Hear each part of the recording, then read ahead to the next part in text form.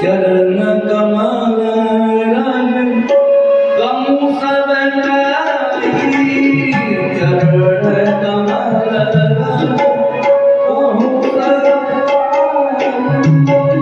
मानुष कारण कछुआई।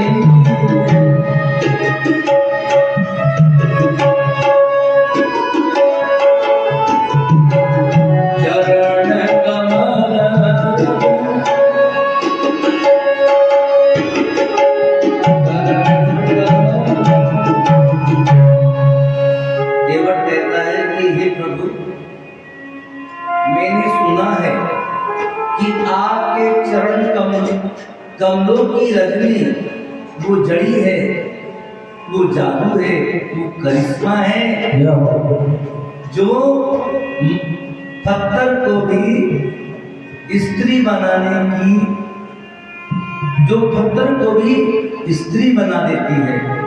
हाँ, आपके चरणों की रज के लिए मैंने सुना है कि ये मनुष्य बनाने की, स्त्री बनाने की एक जड़ी है। और हे प्रभु, मेरी जो नाव है ना, ये तो काठ की है, और काठ यानी लकड़ी पत्थर से कठोर तो नहीं होती। और मैंने सुना है कि एक पत्थर की शिला, गौतम मुनि की नारी जो पत्थर की शिला बन करके पड़ी थी, तो आपके चरण कमलों की रज से वो सुंदर स्त्री बन करके और आकाश में उड़ गई।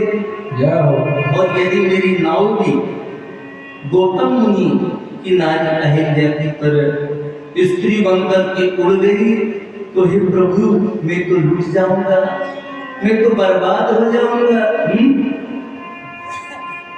फिर मैं अपने बच्चों का पालन कैसे करूंगा प्रभु? यही प्रतिपालन सब परिवार नहीं जानू, नहीं और कबाऊ,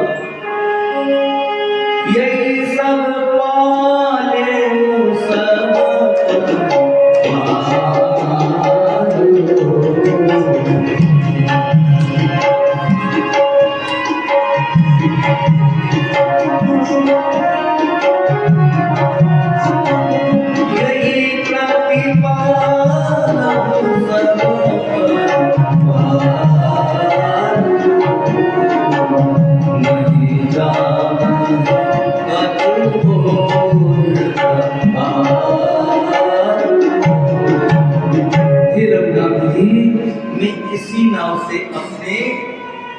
गृहस्थी का, अपने बाल बच्चों का पालन पोषण करता हूँ। मैं और कोई धंधा नहीं जानता और कोई काम भी नहीं जानता। इसलिए हे रघुनाथ जी, यदि मेरी नाव एक स्त्री बन करके उड़ गई तो मेरे बाल बच्चे तो भूखे मर जाएंगे, मैं तो सब प्रकार से बर्बाद हो जाऊंगा। हाँ, यदि हे रघुनाथ जी, यदि आप मेरी नाव में बैठना चाहते हैं, गंगा जी की उस पार जाना चाहते हैं, तो हे रघुनाथ जी, जो प्रभु पार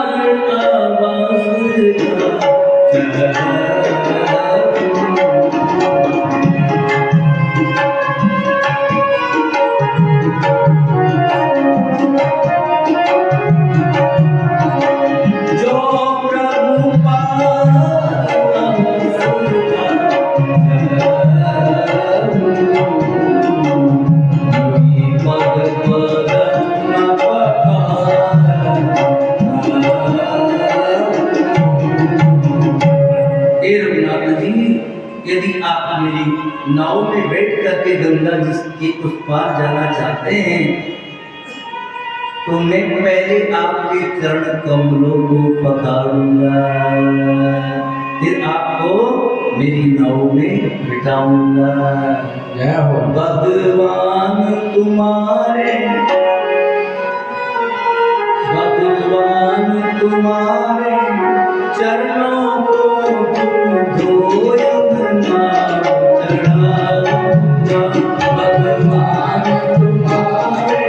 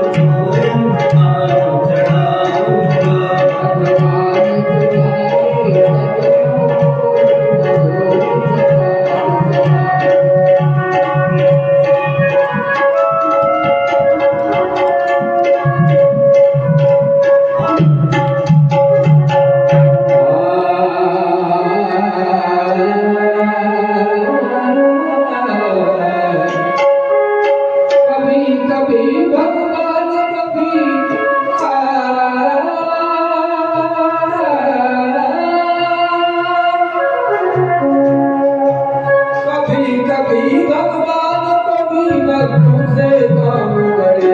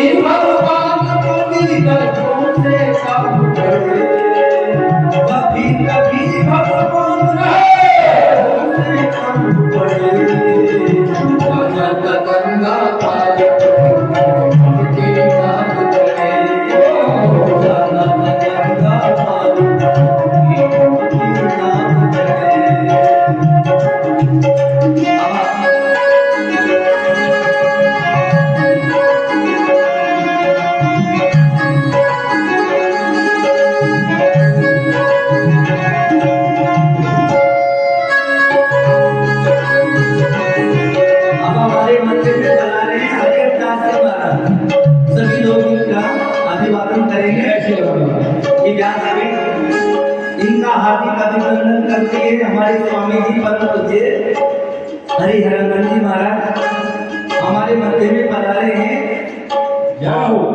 महाराज जी बड़े प्रखर विद्वान हैं। इन्होंने इंग्लिश में संस्कृत में श्री रामचरितमानस की रचना की है, भागवत की रचना की है।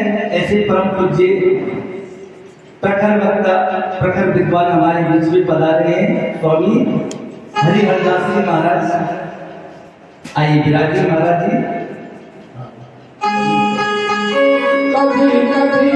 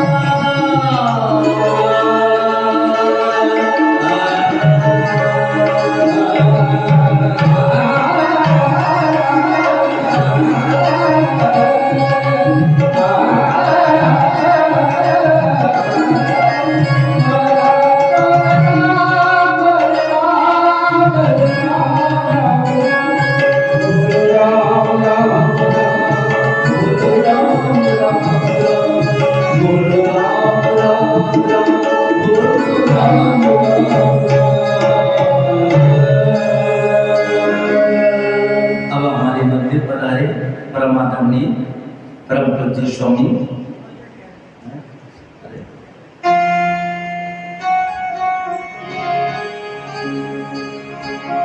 तो केवट ने कहा कि हे रघुनाथ जी,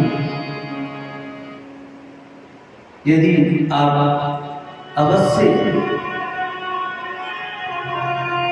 ही गंगा के पार उतरना चाहते हैं तो पहले मैं आपके चरण कमलों को पखारूंगा प्रभु, तब जाकर के ही मैं आपको अपनी नाव में चढ़ाऊंगा। पद कमल धोई चढ़ाई नाव में,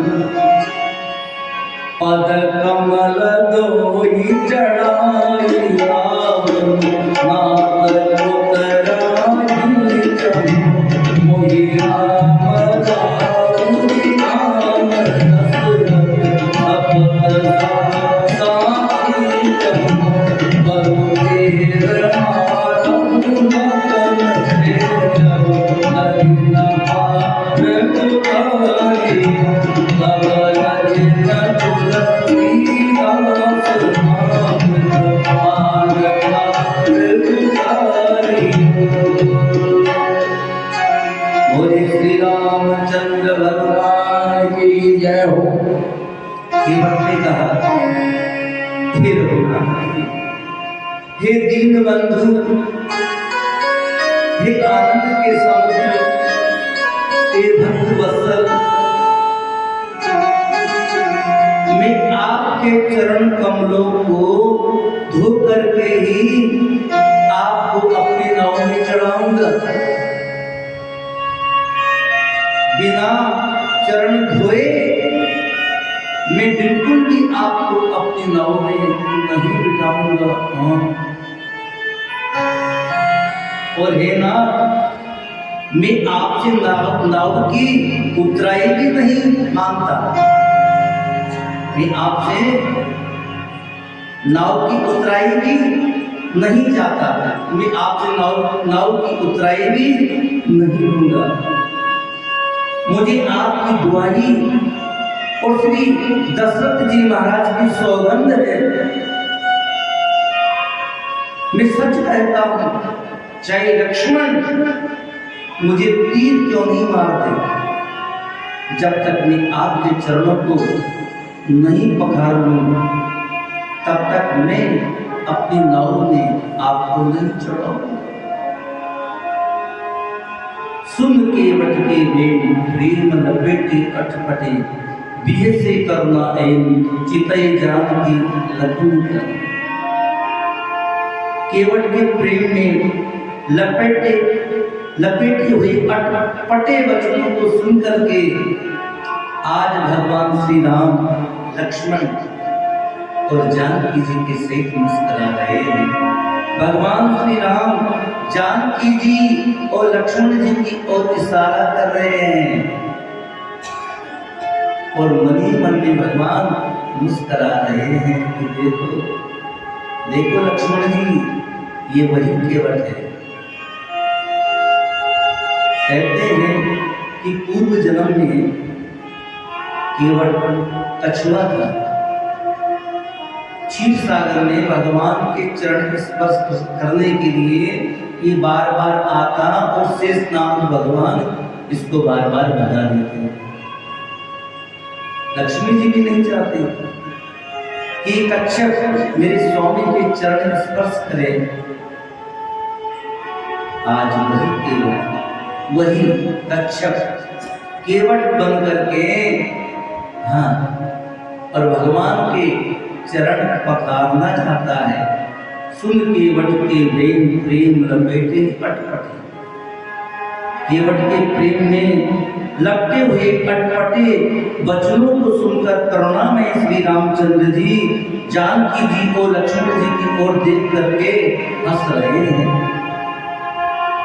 और भगवान बोले कृपा सिंधु बोले मुस्काई, सोई करो जही तब नावल जाए।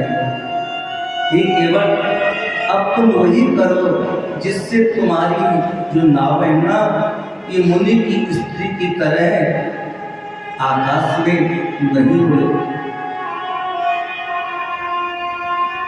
वेग आन जल पाए पखारू, भूत विलंब उतारी पारू।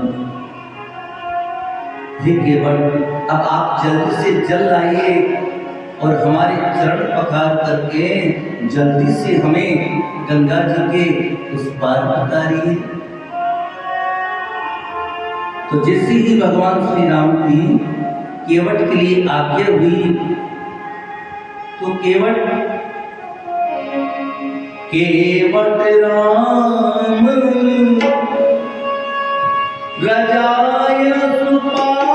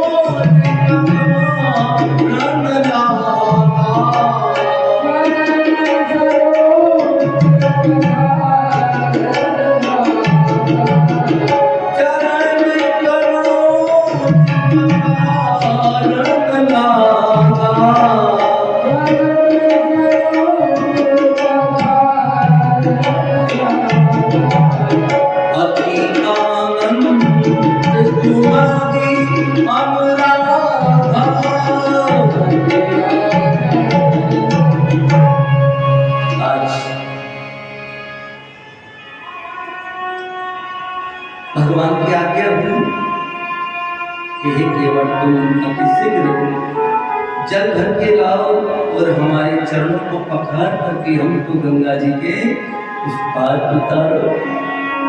तो केवट राम लगाए सुपावा और पानी कठौता भर लिया। केवट ने क्या किया, जो काट का कठोरा था ना, उसमें गंगा जल भर करके और भगवान श्री राम के पास ले आया और अत्यंत आनंद और प्रेम के साथ आज केवट भगवान श्री राम के चरणों को पखार रहे हैं।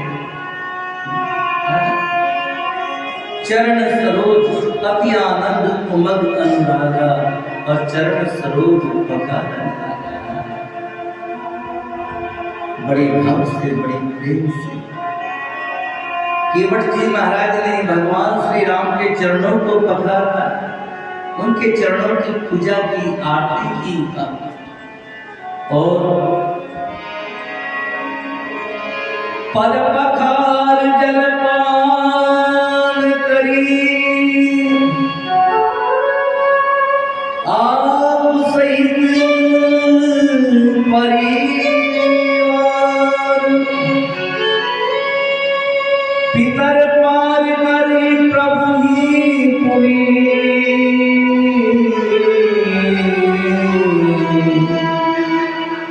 पितर गयो रे पार,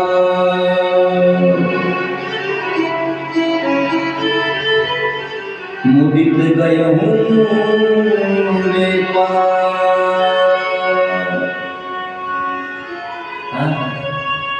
केवल अपने भगवान के चरणों को पखार करके पूजा करके भगवान का चरणोदक लिया, अपनी धर्म पत्नी को दिया, अपने बच्चों को दिया, अपने पूरे परिवार को भगवान का चरणोदक केवट ने दिया और भगवान के चरणोदक से अपने पितरों का उद्धार किया। पितर गयो रे पार,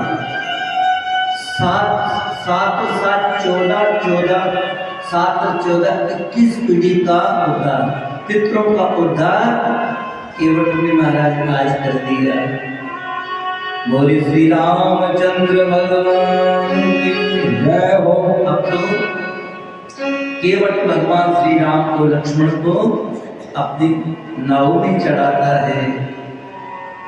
भगवान श्री राम लक्ष्मण जानकी जी केवट की उस नाव में चढ़ जाते हैं और केवट आज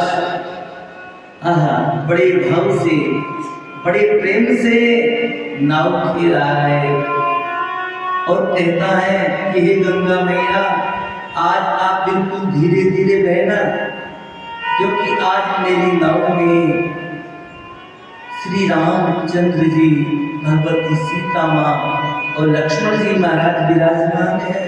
हे गंगा मैया, आज आप बिल्कुल धीरे बहो, आज मेरी नाव में श्री सीताराम जी महाराज बैठे हैं। मेरी नैया में लक्ष्मण राम, गंगा मैया धीरे बहो, मेरी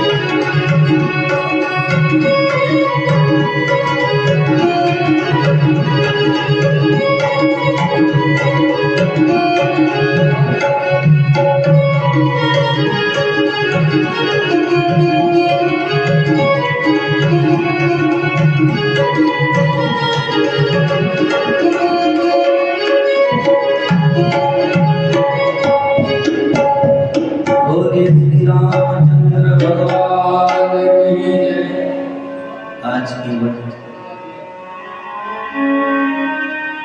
बड़े ही भाव और प्रेम से नाव खी रहा है। कभी नाव को उधर ले जाता है, कभी उधर से नाव को इधर ले आता है, कभी उधर ले जाता है, कभी इधर ले आता है। लेकिन भगवान श्री सीताराम जी को गंगा जी की उस पार नहीं उतारता। कई घंटे लगा दिए केवट ने, कभी गंगा जी की उधर से उधर ले जाता है, कभी उधर से इधर लाता है, लेकिन पार नहीं उतारता। लक्ष्मण जी ने कहा कि हे स्वामी, हे प्रभु, केवट हमको गंगा जी के उस पार उतारेगा भी या नहीं उतारेगा?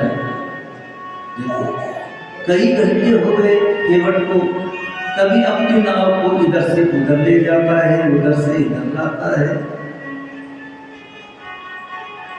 भगवान राम ने कहा कि हे केवट, देखो हमको तो वैसे ही जल्दी है और तुमने इतना विलंब कर दिया, अब तक हमको गंगा जी के उस पार नहीं उतारा।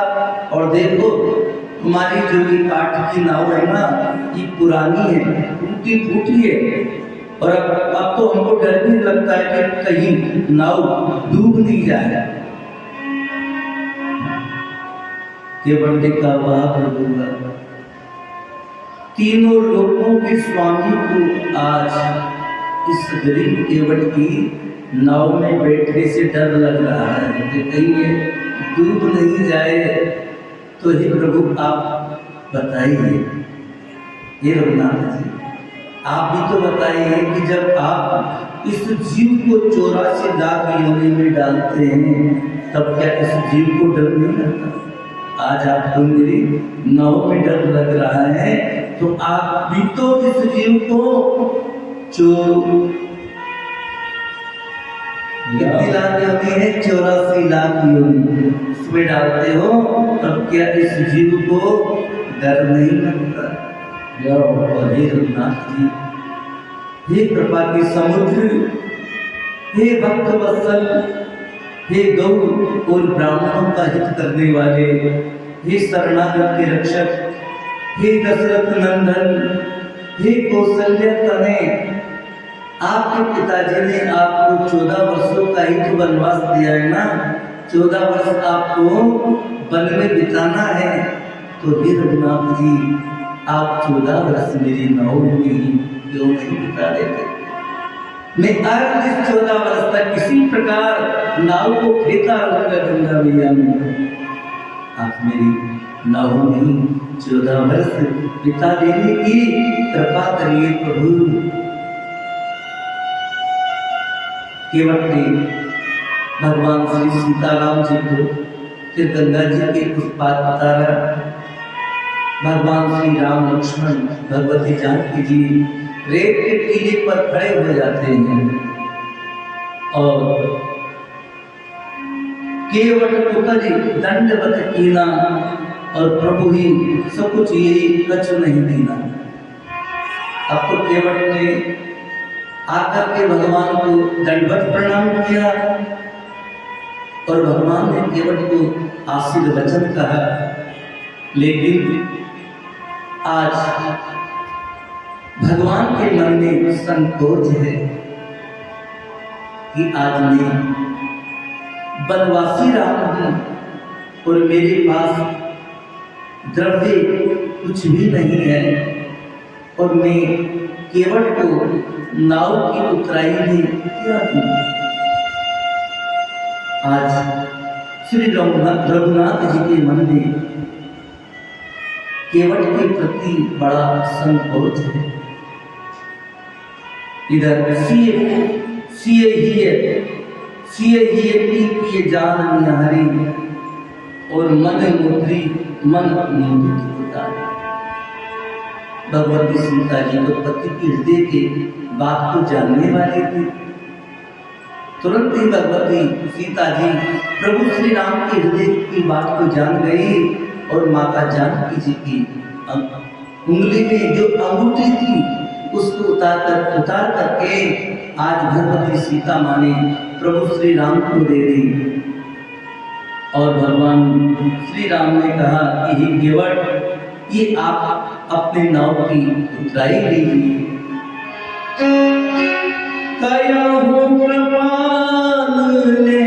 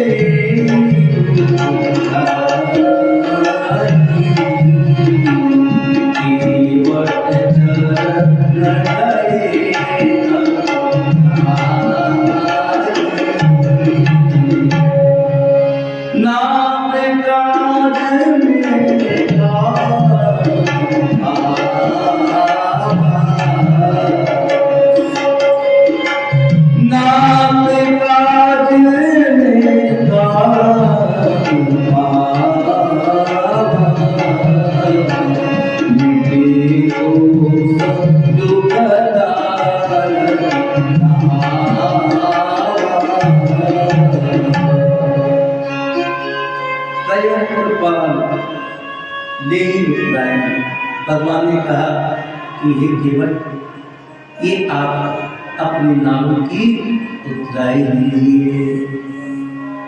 केवट गए चरण।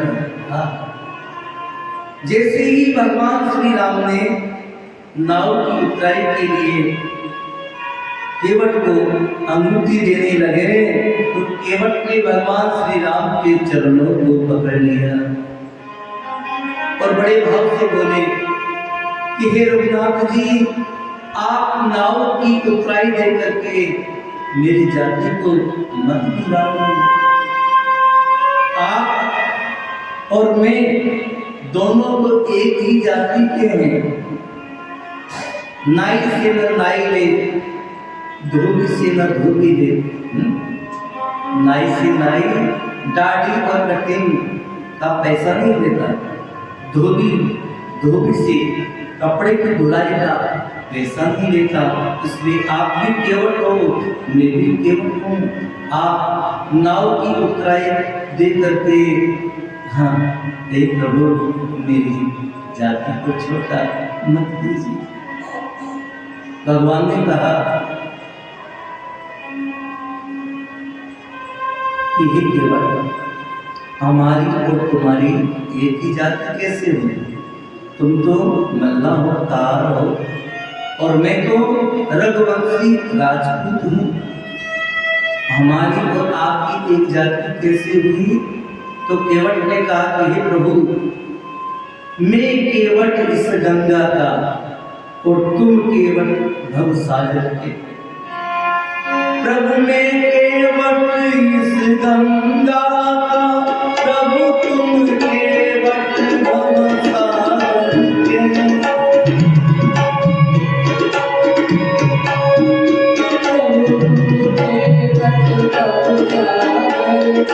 प्रभु मैं केवट इस गंगा का, प्रभु तुम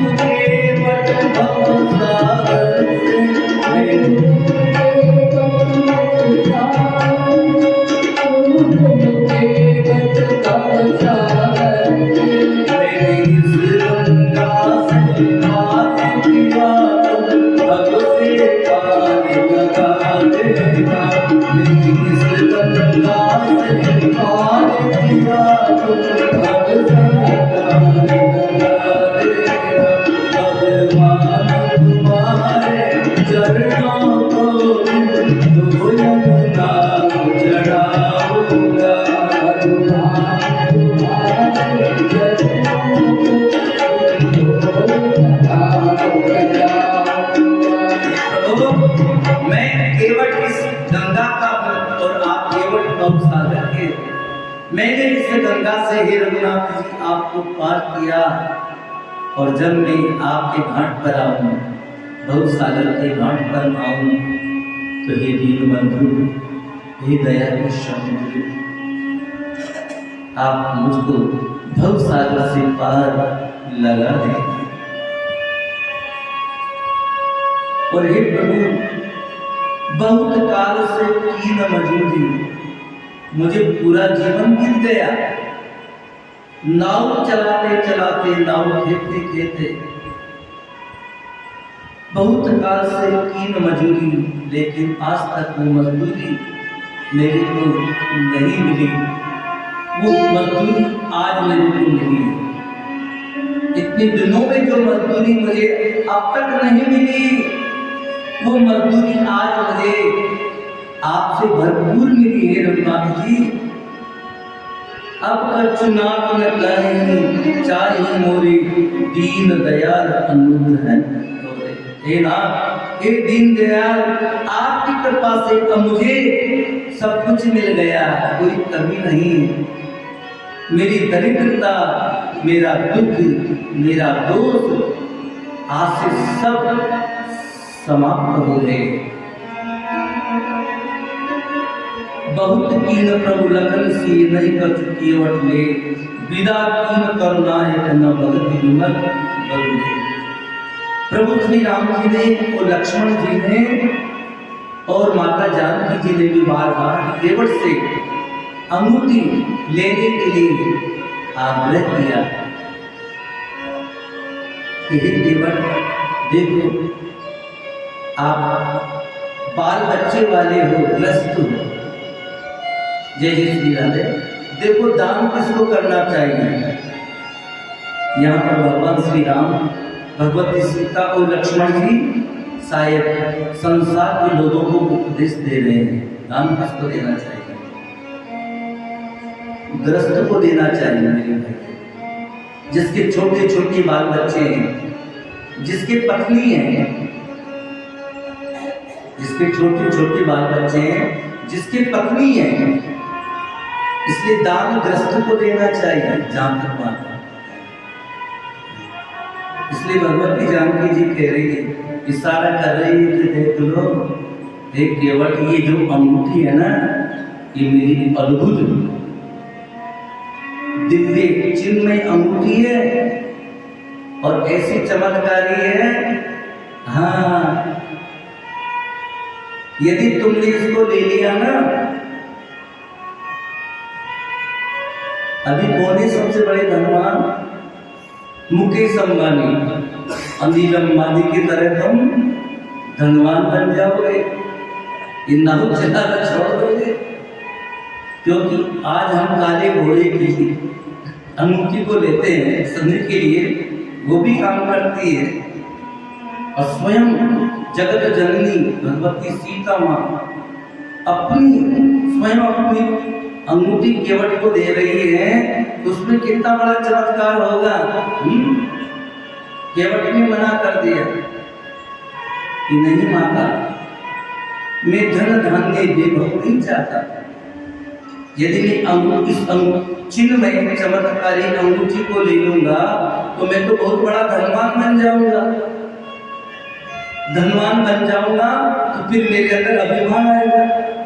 धनवान को अभिमान होता है मेरे, धनवान के नेत्रों में अभिमान होता है।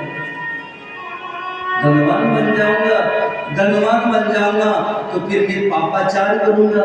ऐसे से पाप करता है, पापाचार करूंगा, अन्याय करूंगा, और आपके भजन को और आपको भूल जाऊंगा। धनवान व्यक्ति को भगवान याद नहीं आते, ये दिन रात इसको याद करता है धनवान। ऐसे भगवान को याद तो बहुत कम करता है, करने वाले ही धनवान करते हैं। हाँ, इसलिए केवट ने भगवान श्री राम और लक्ष्मण भगवती सीता जी से क्या मांगा? भक्ति, उनकी निर्मल भक्ति मांगी कि हे रघुनाथ जी, हे जग जननी माँ सीता जी, यदि आप मुझे देना चाहते हैं तो आप अपनी वो निर्मल भक्ति दीजिए, वो अविरल भक्ति दीजिए। ताग सुंद मांग बर अति प्रसन्न मोहि जान, अणमादित रिद्धि अपर सिद्धि मोक्ष सकल मूलखान। अविरल भक्ति विशुद्ध तब श्रुति पुराण जय गाओ, जय खोजत योगी मुनि प्रभु प्रसाद को पाओ। तो केवट ने भगवान श्री राम और भगवती सीता माँ से उनकी अविरल भक्ति मांगी, तो भगवान ने केवट को अपनी अविरल निर्मल भक्ति प्रदान की। बहुत कीन प्रभु लखन सिए, नहीं कछु केवट ले, विदा कीन करुणा यत्न भगति विमल करु दे। बोले श्री रामचंद्र भगवान की जय। अब भगवान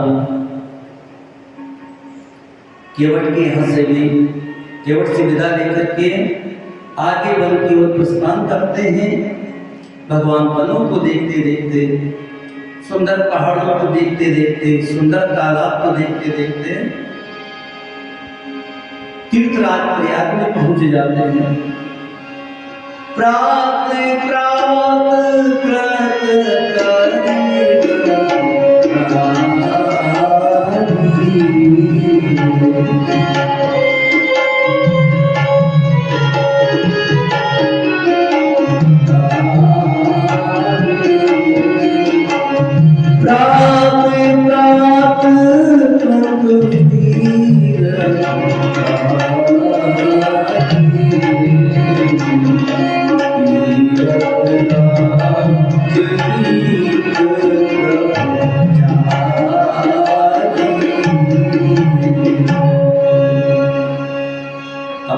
श्री राम सुंदर वन को देखते देखते, सुंदर पहाड़ों को देखते देखते तीर्थराज प्रयाग में पहुंच जाते हैं।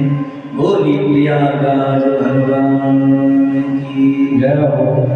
और भगवान श्री राम भरद्वाज मुनि के आश्रम पर जाते हैं। पुनि तब प्रभु भारद्वाज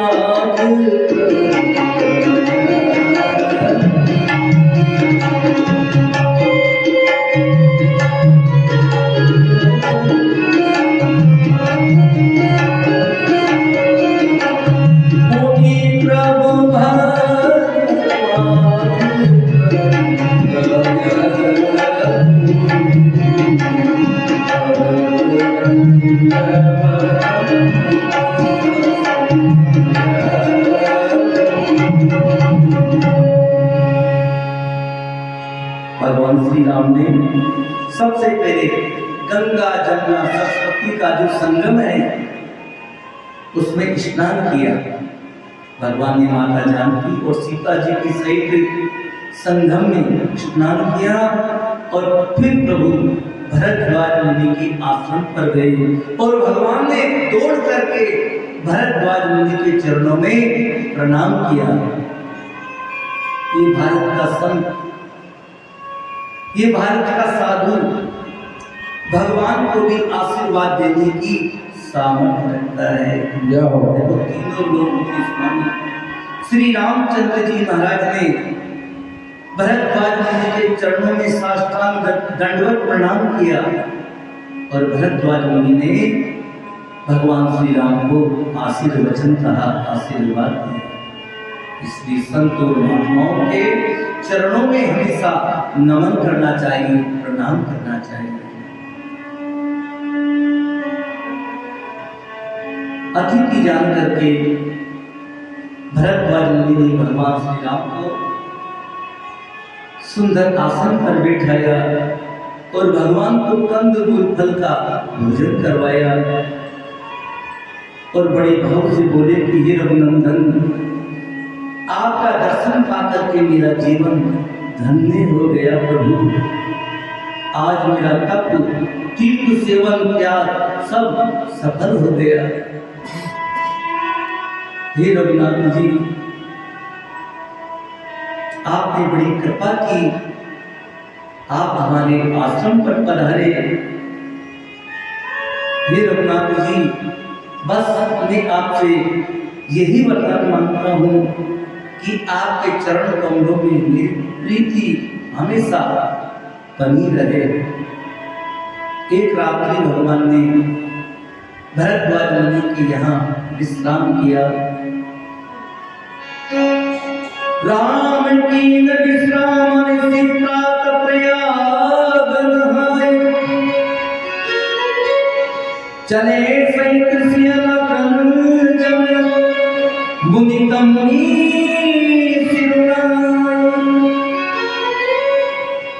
रात काल उतर के भगवान श्री राम लक्ष्मण ने फिर संगम में स्नान किया और भरद्वाज मुनि से विदा लेकर के वन में आगे की ओर प्रस्थान करते हैं।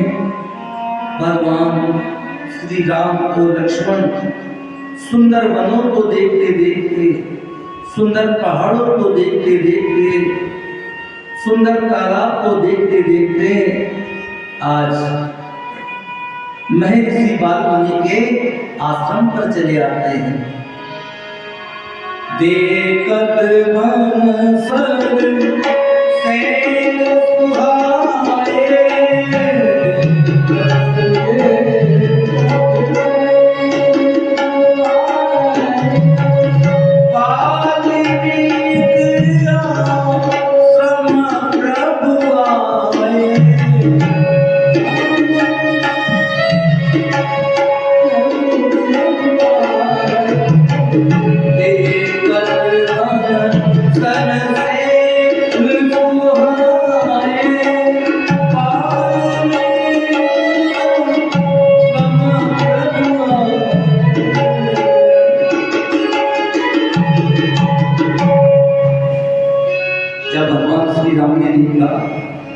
कि ये तो कोई मुनियों का सुंदर स्थान है, तो भगवान श्री राम महर्षि वाल्मीकि के आश्रम पर चले आते हैं और दौड़ करके श्री रघुनाथ जी महर्षि वाल्मीकि के चरणों में भी प्रणाम करते हैं।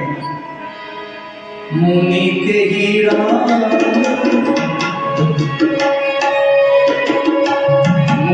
तेरी राम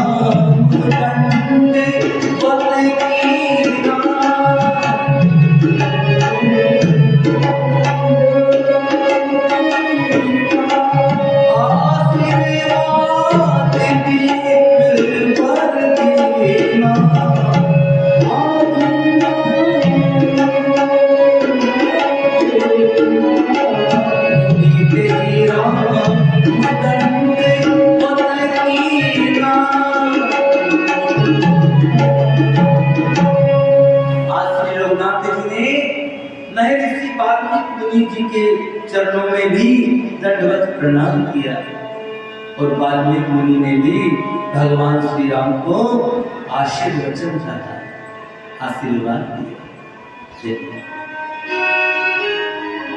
आज वाल्मीकि मुनि महाराज के मन में बड़ी प्रसन्नता है।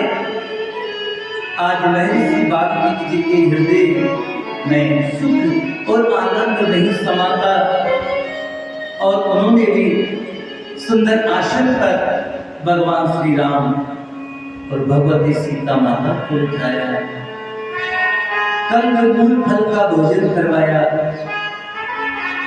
कुछ दिन प्रभु श्री राम महर्षि वाल्मीकि जी के आश्रम में ही रहे और एक दिन प्रभु श्री राम ने कहा कि हे मुनिराज, अब आप मुझे वह स्थान बताइए जहां में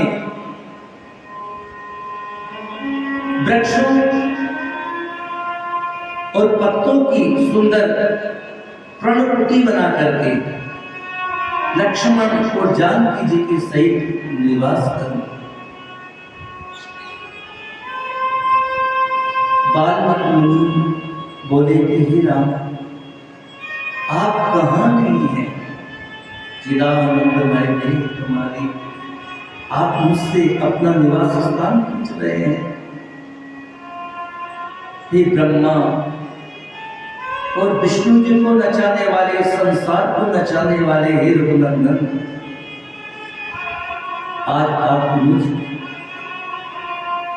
तुच्छ प्राणी से आप अपना निवास स्थान पूछ रहे हैं। मैं कहाँ, किस जगह पर आपको आपका निवास स्थान बताऊं? आप कहाँ नहीं हैं? श्री रामचरितमानस में महर्षि वाल्मीकि महाराज ने भगवान श्री राम को 14 निवास स्थान बताए हैं। प्रथम जिनके श्रवण समुद्र समाना, कथा तुम्हारी सुबह सरिनाना। हे रघुनाथ जी, जिनके कान समुद्र की भांति है और जो आपकी कथाएं हैं ना, ये नदियां हैं। जिस प्रकार सभी नदियां समुद्र में आकर के मिल जाती है, फिर भी समुद्र उन नदियों से कभी तृप्त नहीं होता, उसी प्रकार जो प्राणी अपने जीवन में निरंतर आपकी कथा को श्रवण करता रहे और आपकी कथा से उसके कान कभी न आलाए, आपकी कथा से उसके कान कभी भी तृप्त न हो, आप उनके हृदय कमल में निवास कीजिए। जो भगवान की कथा श्रवण करता है ना, भगवान उसके हृदय में हमेशा निवास करते हैं। अब वृंदावन में तो श्रोता है नहीं, क्योंकि तृप्त हो चुके हैं ना कान। इसी आश्रम ने मेरे को 40 आदमी बताए हैं तरास में, मेरे को तो कोई दिख नहीं रहा, था ही 40 कथा भाती नहीं। हे रघुनाथ जी, जाके छल कपट नहीं माया, ताके हृदय बसों रघुनाया। हे रघुनाथ जी, जिसके हृदय में छल और कपट नहीं है, आप उनके हृदय में निवास कीजिए। चरण राम तीरथ चली जाई, राम बसहु तिनके मन माई। हे रघुनाथ जी, जिनके चरण आपके तीर्थों में चले जाते हैं, आप उनके हृदय में निवास कीजिए। जो आपके राम मंत्र का जप करता है, आप उसके हृदय में निवास कीजिए। जो होम तर्पण इत्यादि करते हैं, आप उनके हृदय में निवास कीजिए। और तुमसे अधिक जो गुरु को मानता है, जो भगवान से भी अधिक गुरु को मानता है, हे रघुनाथ जी, आप उसके हृदय में निवास कीजिए। जिनके काम को मत मानो लोहा, जिसके अंदर न तो काम है, न क्रोध है, न मद है, न अभिमान है, न लोभ है, न क्षोभ है, हे रघुनाथ जी, आप उनके हृदय में निवास कीजिए। और कई सत्य प्रिय वचन विचारी, और जागत सोहत शरण तुम्हारी। हे रघुनाथ जी, जो सोच विचार करके सत्य बोलता है, हाँ, जो हमेशा सत्य बोलता है और सोते और जागते समय आपकी ही शरण में रहता है, तो जो पराई स्त्री को अपनी माता के समान मानता है और पराये धन को जो जहर के विष के समान मानता है, जननी सम जाने पर नारी, धन पराओ विष दे विष भारी। हाँ, हे रघुनाथ जी, जो पराई स्त्री को अपनी मां के समान मानता है, अब ऐसे लोग तो बहुत कम मिले मेरे भाई।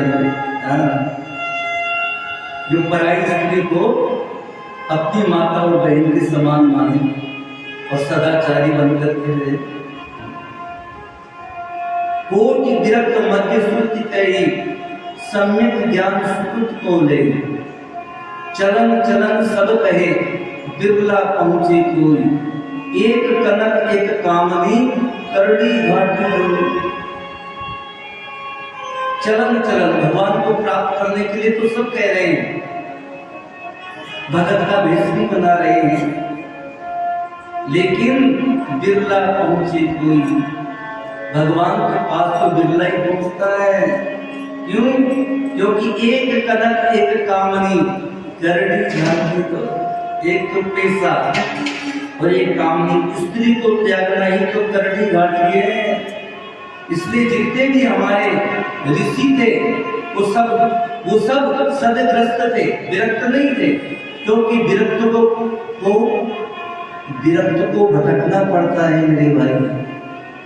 नमामि भगवान शंकरो श्रद्धा विश्वास रूपिणो, यानी बिना पत्नी के तो भगवान शंकर को भी भटकना पड़ा। जब माता सती का मरण हो गया तो मालूम है भगवान शिव तीनों लोगों के स्वामी भी बिना पत्नी के बन बन में भटके। हे मेरी सती तुम कहाँ हो, तुम कहाँ हो। तो बिना पत्नी के विरक्त को भटकना पड़ता है। तो विश्वास कौन है? भगवान शिव। और श्रद्धा कौन है? माता सती। और बिना विश्वास के श्रद्धा को जलना पड़ता है।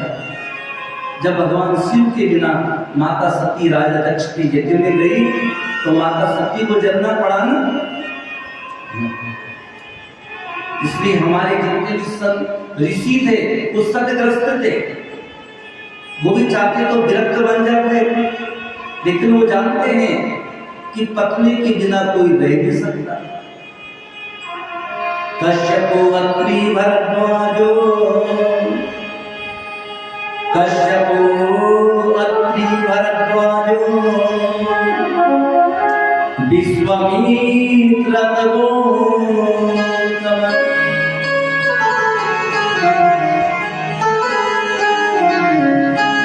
जब अग्नि वसिष्ठस्य अरुंधत्या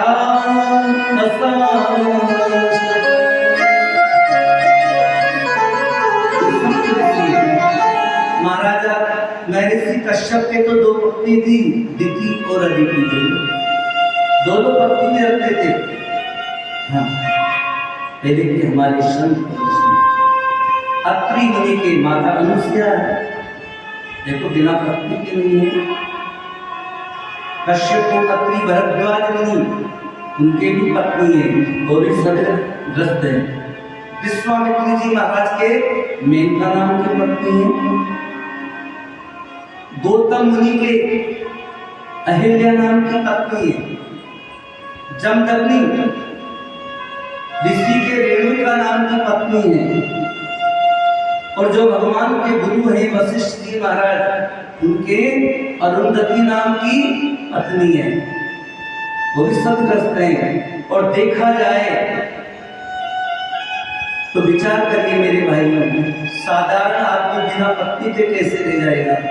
स्वयं तीनों लोगों के स्वामी भगवान विष्णु है ना, वो भी सतग्रस्त है। उनके भी पत्नी है, वो भी बिना पत्नी के नहीं है। लक्ष्मी माता, जय लक्ष्मी रमणा, भगवान शिव है। इनके समान कोई त्यागी नहीं, इनके समान कोई विरक्त नहीं, कोई ज्ञानी नहीं। प्रभु समर्थ सर्वज्ञ शिव, सकल कला गुण धाम, योग ज्ञान वैराग्य निधि, प्रणत कल्पतरु नाम। भगवान शिव के समान तो कोई योगी है नहीं, कोई ज्ञानी नहीं, कोई वैरागी नहीं, फिर भी माता पार्वती है। जय हो। और अग्नि पुराण में तो लिखा है, नास्ति भार्या समं तीर्थम, नास्ति भार्या समं सुखम, नास्ति भार्या समं तीर्थम, नास्ति भार्या समं सुखम, नास्ति भार्या समं पुण्यम, कारणायैता। तो भगवान शिव के माता पार्वती है, ब्रह्मा जी के ब्रह्माणी है, इंद्र के सचिव है। तो भगवान वेद व्यास जी महाराज कहते हैं कि भगवान विष्णु के पास माता लक्ष्मी और भगवान शिव के पास माता पार्वती ब्रह्मा जी के साथ ब्रह्माणी इसलिए है कि संसार में पुरुष के लिए यदि सबसे अनुपम कोई सुख है तो वो पत्नी का सुख है। नास्ति भार्या समम सुखम, नास्ति भार्या समम तीर्थम। और स्त्री के पत्नी के समान और कोई दूसरा तीर्थ नहीं। भगवान वेद व्यास जी महाराज कहते हैं कि पत्नी के समान और कोई दूसरा पुण्य नहीं। हमेशा अपनी पत्नी को प्रसन्न रखना चाहिए, बढ़िया से बढ़िया साड़ी वस्त्र उसके लिए लाना चाहिए। अपनी पत्नी को अच्छे व्यंजनों का, मिष्ठानों का भोजन करवाना चाहिए, क्योंकि जीवन पर्यंत वो आपकी सेवा करते हैं मेरे भाई। आपको गरम गरम भोजन बना करके आपको भोजन करवाती है, आपके वस्त्र धोती है, आपके चरण धोती है। और तारणाएं हिताई जग, और संसार से तारने वाली है तो नारी है। नारी से पैदा वहे ध्रुव पैदा। तो वाल्मीकि मुनि कहते हैं कि जननी समझाने पर नारी, धन पराग दिसते विषधारी। हे रघुनाथ जी, जो पराई स्त्री को अपनी माता के समान मानता है उस पर कभी कोई दृष्टि नहीं डालती, और जो पराई धन को जहर के समान मानता है आप उसके हृदय में निवास कीजिए, वो आपका निवास स्थान है। ऐसे 14 स्थान वाल्मीकि मुनि ने भगवान श्री राम को बताए। और अंत में कहा कि हे रघुनाथ जी, चित्रकूट गिरि कर घूम निवास, तह तुम्हारे सब भांति सुपासु। हे रघुनाथ जी, अब यहाँ से आगे चल करके एक चित्रकूट पर्वत है। हाँ, आप उस चित्रकूट पर्वत पे जाकर के निवास कीजिए, क्योंकि वहाँ का जो वन है वो बड़ा ही सुंदर है। और वहाँ का जो तालाब है, और जो तालाब है वो भी बड़ा सुंदर है। और उसी चित्रकूट में बहुत से संत और महात्मा निवास करते हैं। और चित्रकूट आपको तीनों ऋतुओं में सुख और आनंद देने वाला है। वहाँ पर आपके लिए सब प्रकार की सुख और सुविधा है।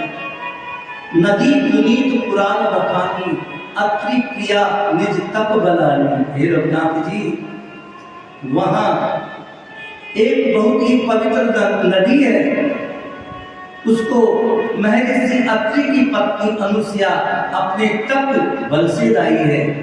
नदी पुनीत पुराण बखानी, पुराणों में उसका वर्णन है। और वो नदी बड़ी पवित्र है। और माता अनुसुईया उस नदी को अपने तपोबल से लाई है। सुरसरिधार नाम मंदाकिनी, जो सब पात वो तक डाकनी। सुरसरिधार नाम मंदाकिनी,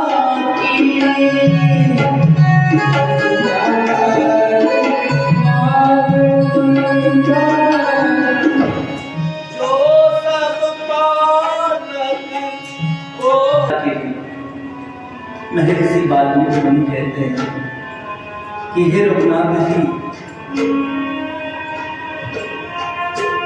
चित्रकूट में जो नदी है ना, वो कोई साधारण नदी नहीं है, वो तो गंगा जी की धारा है, सुरसरी धारा, और उसका नाम मंदाकिनी है। और जो भी मंदाकिनी में जाकर के स्नान करता है तो मंदाकिनी माता उसके समस्त पापों को डाकिन के समान खा जाती है। इस प्रकार डाकिन छोटे बच्चे को खा जाते हैं ना, उसी प्रकार मंदाकिनी माता मनुष्य के पापों को खाने के लिए डाकिन के समान है। और मेरे राम जी ने तो खूब स्नान किए हैं। इससे पहले हमारे राम जी की है ये क्षत्रिय जयसवाल समाज की ओर से जो कथा थी, वो चित्रकूट थी 16 फरवरी 2021 को हमारी राम जी के तो खुद मंदाकिनी मैया में स्नान किया, कामकानाथ भगवान की खूब परिक्रमा लगाई, बड़ा आनंद है। चित्रकूट धाम में श्री राम का कहने का और हमारे राम जी की इच्छा है कि चित्रकूट में तो और करेंगे श्री राम, चित्रकूट में भी करेंगे सुमन भाई, और कहाँ करेंगे, हरिद्वार में करेंगे, भगवान की कृपा रहेगी। और कहाँ करेंगे, द्वारिकापुरी में भी करेंगे, जगन्नाथपुरी में भी करेंगे, जितने भी बड़े बड़े स्थान हैं वहां करेंगे। वृंदावन में स्वामी जी की आज्ञा है, एक नहीं, स्वामी जी की आज्ञा रही तो 7 श्री राम कथा वृंदावन में इस दास का विचार है। हमारे मध्य पधारे हैं परम पूज्य स्वामी जी श्री हरिहरदास महाराज, जो प्रखर विद्वान हैं, श्री रामचरितमानस के भागवत के प्रखर वक्ता हैं। हमारे बीच में श्री स्वामी जी हमको सुंदर उपदेश और प्रवचन श्रवण कराएंगे। बोलिए बिहारी लाल की, बाके बिहारी लाल की, बाके बिहारी लाल की। ओम नमः पार्वती पते हर हर महादेव की। ओम नमः पार्वती पते हर हर महादेव की। नीलाम श्यामल कौमलकं सीता समारोपित वामभागं बाणो महासायक चारुतं नमामि रामं रघुवंशनाथं। आपदामपि हर्तारं दातारं सर्वसम्पदां लोकाभिरामं श्रीरामं भूयो भूयो नमाम्यहम्। प्यारे भाई बहनों, सर्वप्रथम तुम्हारा जी को मैं प्रणाम करता हूं। ये हमारा सौभाग्य है कि श्री धाम वृंदावन में इतनी संगीतमयी राम कथा सुन रहे हैं। मैं तो बैठे बैठे विचार कर रहा था कि मेरे को क्यों बोलना चाहिए। संगीतमयी रामायण में अंग्रेजी के प्रवचनकर्ता को नहीं बोलना चाहिए। मैं बड़ा संकोच में पड़ रहा था, कैसे बोलूं, क्या इसको मैं अपने आप को एडजस्ट करूंगा, लेकिन आपका आदेश था। तो मैं तो वाल्मीकि रामायण के बारे में कुछ थोड़ी बहुत बात बताना चाहूँगा, यही मेरा सेवा है। रामायण किसने लिखी बताएं? रामायण किसने लिखी?